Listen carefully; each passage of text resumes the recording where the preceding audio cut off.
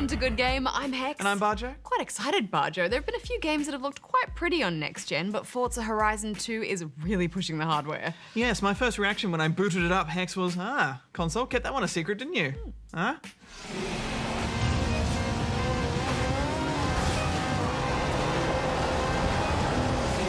Also this week, Gang Beasts brings back some old-fashioned couch gaming and all the shenanigans that goes with it, as long as your couch is next to your PC. Well, and over there! We also try to get our heads around the puzzles of Murasaki Baby. And our hands, because it's on the Vita and there's all sorts of weirdness going on.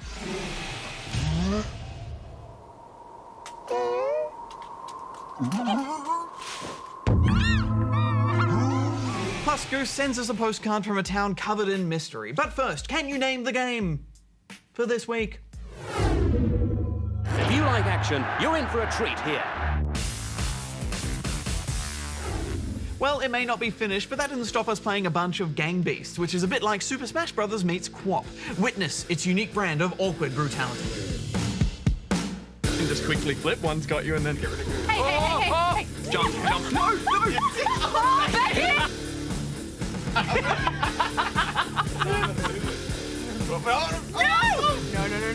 Let's get out for a second jump. Jump, switch.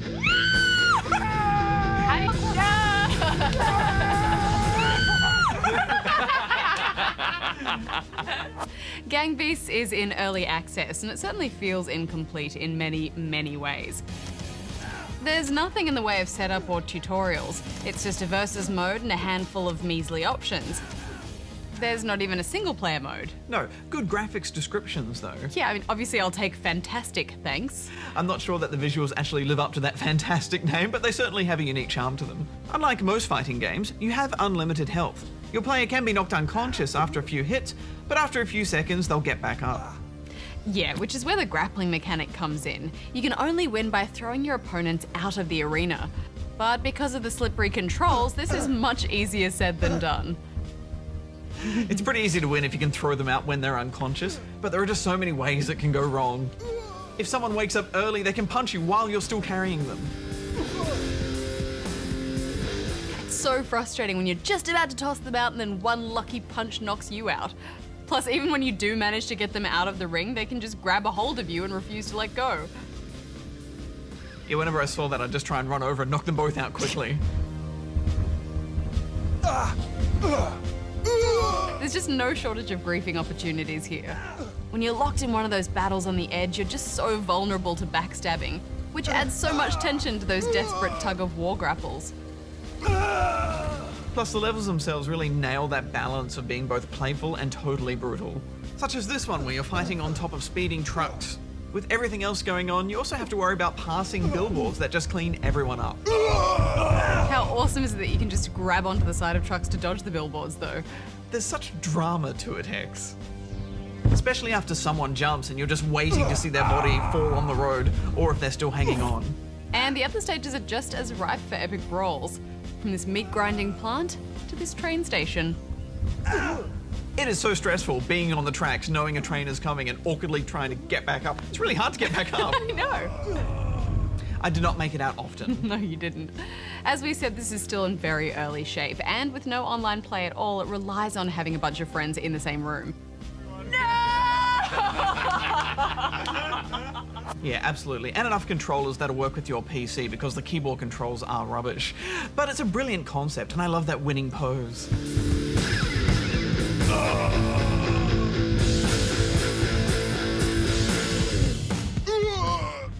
Yeah, I'm really keen to see how this game evolves too, especially since the devs are working on lots of upgrades like boss fights and co-op. Yes, and hopefully online multiplayer, which I think it really needs. But moving on, now it's time for Goose, who will bring us the news.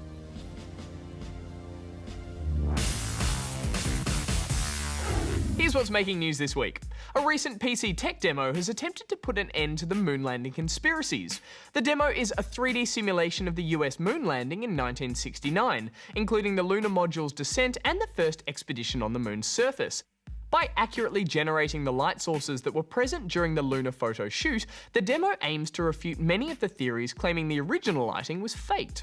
We choose to go to the moon in this decade and do the other things, not because they are easy, but because they are hard. Crowd-funded sword-fighting game Clang has been cancelled. The developer Subutai Corporation raised over $500,000 from its backers in 2012.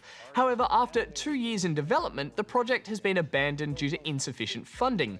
Lead creator Neil Stevenson said the game's focus on historical accuracy at the expense of fun made it too difficult to attract additional investment. Hey, is that about ready? These things, they take time. He makes a point. In response to this and other failed projects, crowdfunding giant Kickstarter has updated its terms of use. The new terms stipulate creator and backer responsibilities when a project does not fulfill its promises. It states if the creators are unable to satisfy the terms of this agreement, they may be subject to legal action by backers. The Assassin's Creed film has been delayed until 2016. Originally slated for an August 2015 release, the film was pushed back due to screenplay rewrites and scheduling issues. Michael Fassbender, however, is still on board to play the lead role. And that's all the news for this week. Thanks, Goose. A young girl has fallen into a ghoulish dimension, and it's your job to try and help her escape this nightmare realm. And find her mummy.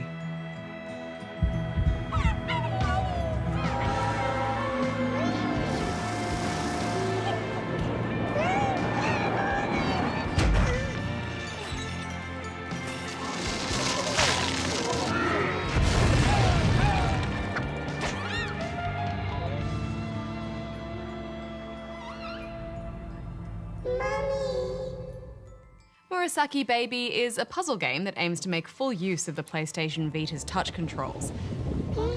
Your goal is to help Baby navigate her way past perilous obstacles through some truly creative and unique puzzles. The game takes place on 2 planes. The front plane, which is where your enemies and characters live, and the back plane, which is an interactive environment. You control the front plane by using the touchscreen, and the back with the dreaded rear touchpad. All of the artwork has a penciled definition and the character designs are wonderfully warped and otherworldly. I agree, it's beautiful. And the slightly off-tune melodies are the perfect accompaniment to this uneasy landscape. It's an eerie atmosphere all around. Yeah, definitely. You move Baby through the world by holding her hand and guiding her towards the end of the level. It's a cute idea, but it just got frustrating so quickly. I agree. The most comfortable way to move her is by using your left thumb, but doing that blocks a large part of the screen. Plus, if you try and move her too fast, she trips and falls over. The way she collapses is so sad. I felt like a bad parent. Yeah, I was surprised at how quickly I connected with this poor young girl thing. She just wants to find her mum. We've all been there. The game manages to establish characters quickly, and it does it with little to no dialogue, creating some really heartfelt interactions between them. But yes, that movement system is just one of the many issues I have with the controls. When you're moving Baby while trying to protect her balloon, you discover the true meaning of pain as you contort your fingers in strange and wonderful ways. I did not know my hands were that flexible, Hex. Yeah, I would recommend playing this over a table. I mean, the number of times I nearly dropped this thing while trying to twist my fingers around just to play it. Gaming on the go, on a table. Just take a table with you on the bus. Oh yeah. Yeah. A stable table. Take a stable table. That's not complicated at all. As well as your standard platforming, there are some varied and genuinely imaginative problems to solve. During your adventure, you'll encounter other creatures with their own balloons. By popping their balloons, you unlock new background environments, each of which has its own unique attribute. Yes, plus you switch between environments with a double finger swipe on the back touchpad and a single touch to activate the attributes. There's environments with wind, rain, and electricity. All the good stuff. I liked that encounter with the big rabbit kind of dude. He has an understandably intimidating presence which scares Baby, and the only way to get past him is to distract him. Luckily, he's a bit of a narcissist and gets distracted when he sees himself on TV.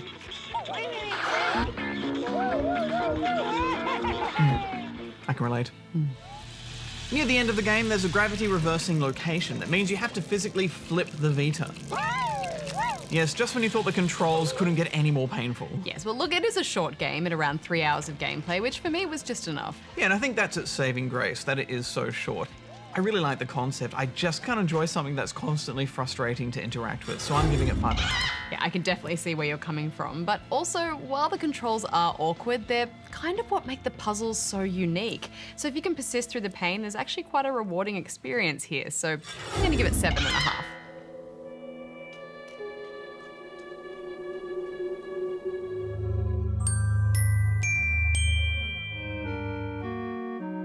One of my biggest gaming loves from the days of yore was TIE Fighter.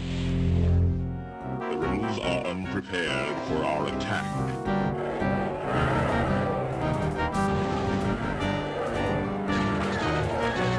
The Empire is on the verge of success.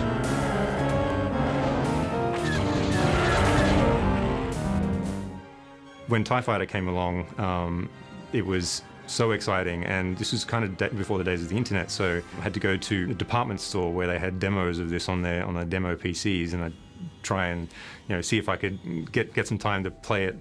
And eventually, when it came out, it was I just lost myself in the game. Soon, peace and order will be restored throughout the galaxy. You're playing for the bad guys. You're playing for the Empire in that game, and you're a TIE Fighter pilot. Being at that kind of age, I was super into Star Wars and super into the expanded lore of the world, and being able to sort of explore it through this video game, while also being an amazing space pilot, was very thrilling, and that's definitely left a big mark on me, and probably it's partly why my favorite genre of games is science fiction. TIE Fighter was definitely at the top of my greatest games of all time list.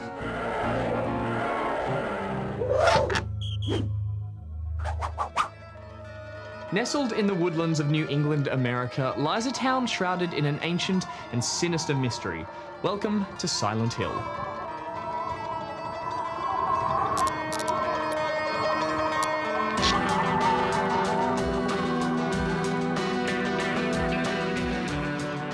Once a sacred and peaceful place, centuries of corruption and demonic ritual have seen this lakeside settlement slip into the chasm between reality and more disturbing dimensions. Those who travel to this nefarious town seem to be supernaturally beckoned, an inexplicable series of events drawing them in, and a paranormal force refusing to let them go. Once caught in the town's supernatural web, captives are left to fend for themselves, and in doing so, reveal their fragile state of mind. Indeed, the town seems to feed off the psychological frailty of its residents, and what little life remains in this near-desolate town is barely a comfort. In isolation, our protagonists wander the open streets. Thick fog floods the area, disorientating them as they search for clues to their freedom. And all the while, shadowy figures move behind the misty veil. Once indoors, things can get uncomfortably close and personal. Between abandoned asylums, orphanages, and prisons, there's an abundance of dark, constricted corridors that will bring you face to face with a slew of creepy creatures. Is this a dream? Fueled by the protagonist's regrets and despair, the town's demonic inhabitants manifest in truly horrific forms. Vivisected humanoids cry out in pain, disfigured beyond the edge of recognition. As the nightmare goes deeper, each hapless hero enters a gloomier dimension. The otherworld is a dark reflection of a visitor's psyche, shaping its environment to create a personal hell for unfortunate souls who've ventured too deep. Bloodied rooms are connected by bloodier halls, ringing with a crescendo of unnatural cries. And enemies grow bolder and more aggressive, none more so than the sadistic and violent Pyramid Head, whose sporadic presence characterizes the protagonist's emotional weakness.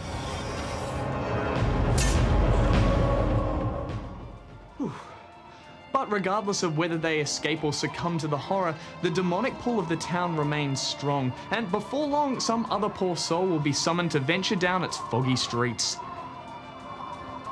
No, it's this way. Yeah, this way. Silent Hill. Don't go there. Just don't. Trust me. Thanks, Goose. Forza Horizon 2 shatters the boundaries of open-world racing in what is quite simply one of the finest races to ever let you plough through a field of lavender.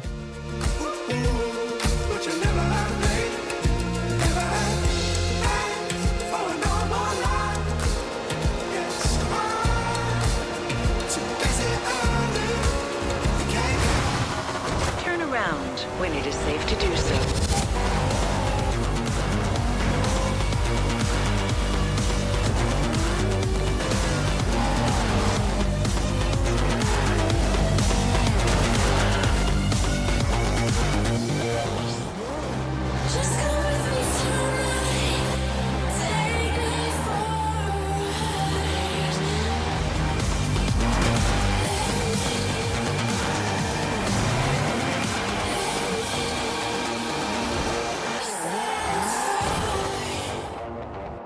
Forza Horizon 2 is the follow-up to the original 360 game and is once again based around the fictional Horizon Car Festival. Thank you, mate. Hey, you survived. Welcome to Horizon. If you didn't play the first game, Horizon is a spin-off from the Forza series, and it takes an open-world, more arcadey approach to racing. We should point out that we reviewed this on Xbox One, and the 360 version has a different lead developer and also game engine, so no doubt it will feel quite different. Yes, the Xbone version uses the Forza 5 engine, and you can certainly feel the benefits of its physics and handling, especially when you start getting into tuning, which was sadly lacking in Horizon 1. In fact, developers' Playground Games have pretty much addressed every single issue we had with the last game and just flat out fixed it to make this a well-made, stunning next-gen racer. Yeah, I find it hard to talk about how pretty it is without pointing everything out. Oh, this game is so pretty. I can feel a graphics rant coming on next. Go for it, Bajo. Oh, check out these wall textures. Oh, look at the detail in this cockpit. Whoa. Look at the reflections in this bonnet. You can see the wheel in the windscreen. You see the reflection of the wheel. That's reverse reflections. Whoa! That's reflective. You can even see reflections in these hubcaps. And those mountains. Look at those mountains. Look at the coloring in the haze. Oh!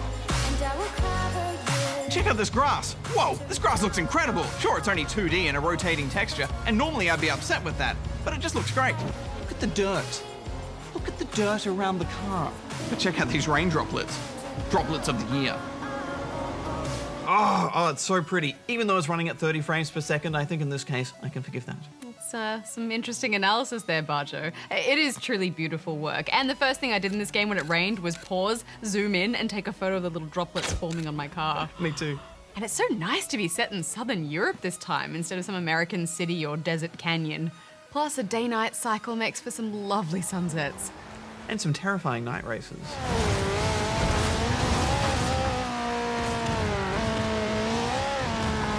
There are also a lot of wide open highways to let you push the high performance vehicles to their very limits. Whoa, that's fast. Bajo, to me this game just screams finally. I mean, finally developers are able to do what they've always wanted with an open world racer. Turn right. They've been able to put in more freedom of navigation, more detail in and outside the car, and all the physics and AI routines that it needs to make a racer be what it should be. There's such a sense of freedom with this racer that makes you want to just get out there and drive just for fun. Yeah, I mean, for me, honestly, it's pretty rare that a game will make me want to just drive around in the car and just be in it for the sake of being in it, but this does. And in that Top Gear kind of way, you just want to hoon about doing crazy stuff. Yeah, it does have a bit of a Top Gear vibe, doesn't it? Especially when you're racing against trains and jets.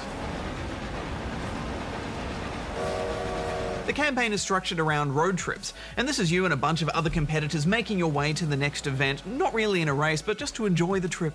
Championships are based around the vehicle you're in. So for example, you might want to pick an off-road vehicle, do a championship with that, and buy and upgrade new cars as you go. There are also other challenges sprinkled around the map, like the bucket list events, which lend you a fancy car and give you an objective. Great selection of classes, from supercars to cult classics. And it's nice to see rally cars in from the start this time. Cars do look incredible, don't they? So shiny, and there's over 200 of them. Handling is solid too, with plenty of options to improve your ride or create the ultimate machine whose speed and handling defy the very laws of nature and science. Oh, I just wanted them all, Bajo. And there are a few ways to collect cars, from secret barn finds. Sweet. That's a Renault Alpine A110. And judging by these decals, she used to be a racer. To random luck spins. I thought those luck spins were a bit gimmicky at first, Hex, until I won a Lamborghini. Sick. The sickest. Overall, you earn just enough currency to make buying cars achievable, but also meaningful. Yeah, it feels nice and balanced, doesn't it? And I'm glad there's none of that horrid microtransaction stuff from Forza 5. You can buy some cars as DLC, but I think that's it. I like how this game rewards you for everything, and it never tells you off for bad driving. And we did quite a lot of that right from the start. Hey, it's Ben. So, how's the car? As far as I know, you're one of the first people in Europe to drive that thing. Let's get it there in one piece, yeah?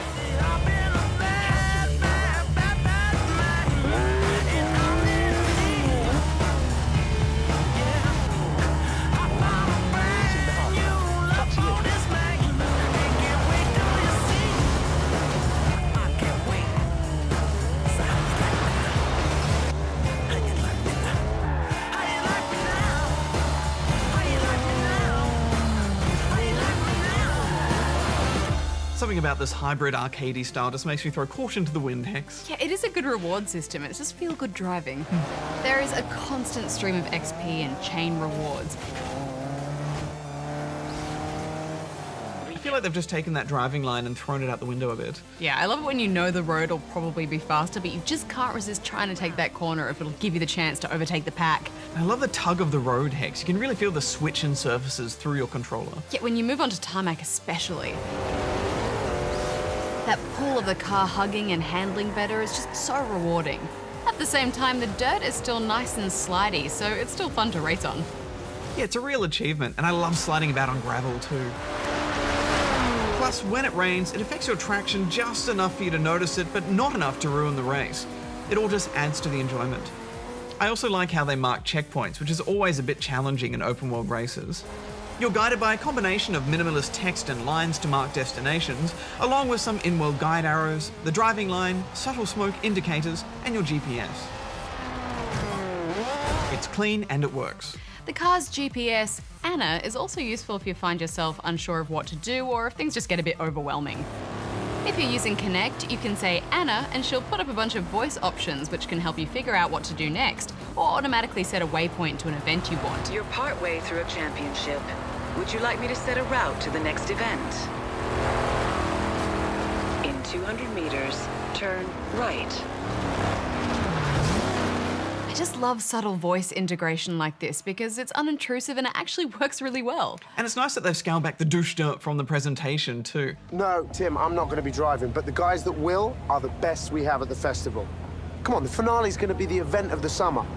I can't stand it when announcers are grating, and they so often are in racing games, and I especially hate it when they try and flirt with you. Yeah, I hate that too. Although this guy is, I would say, above tolerable. I agree. All right, that's terrific. Where are you now? Oh, it's a shame. We're just about to cruise down to Nice. All right. I still tried to run him over the moment I could, though, Hex. But he was indestructible.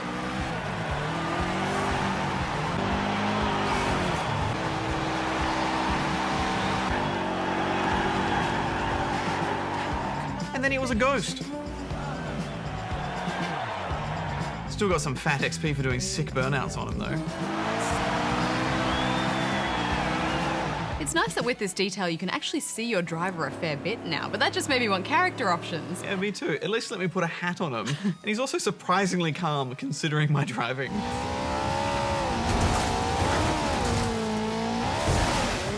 It's just great presentation overall though, isn't it?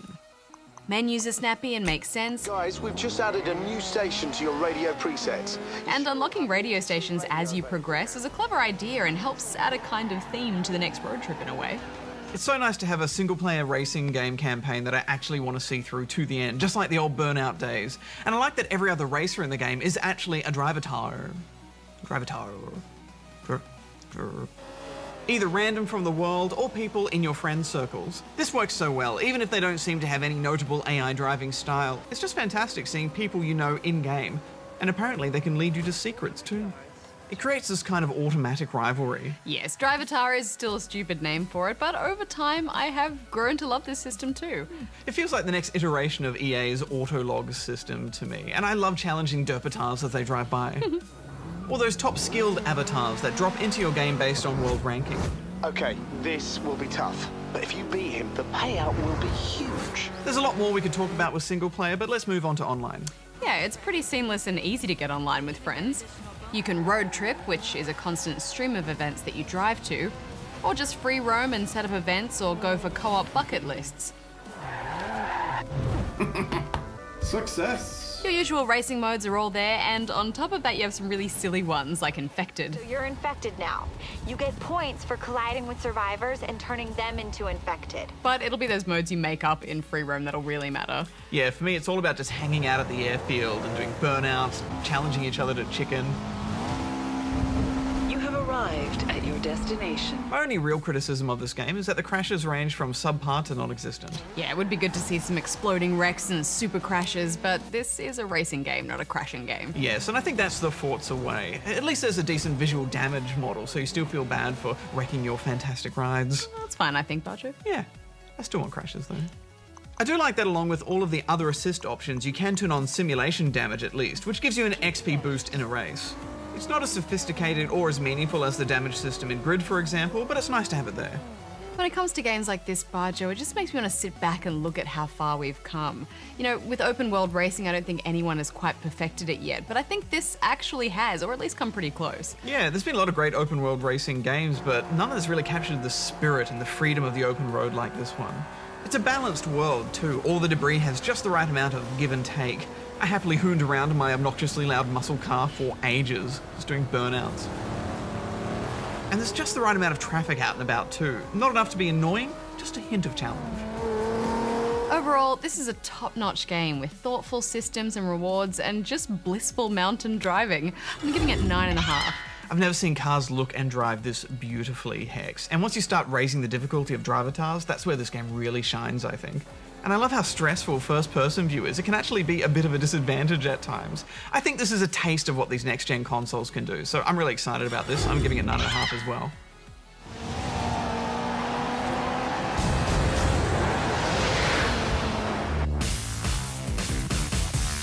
So did you name the game for this week?